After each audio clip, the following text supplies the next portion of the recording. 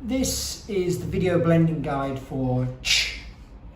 Now we convey the ch sound with the idea of a train. Again, most children, young children, think of trains in terms of steam trains, and so the ch action can be a very effective and memorable mnemonic for them. And so the face tries to capture that. Again, like a lot of other sounds which come quite quickly, there's not much going on externally in the face when we make the ch sound. So we need to have some other way of conveying it. So we convey the sound as being like a train.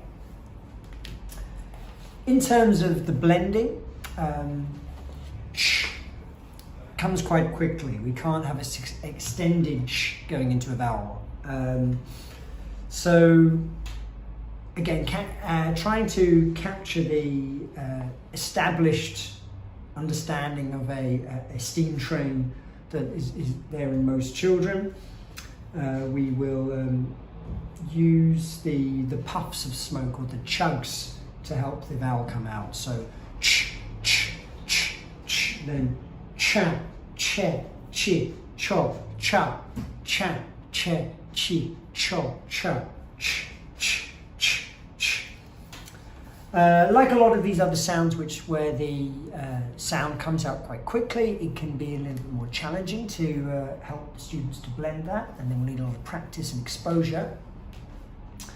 But using the train mnemonic is an effective way of us getting the students to blend the ch sound.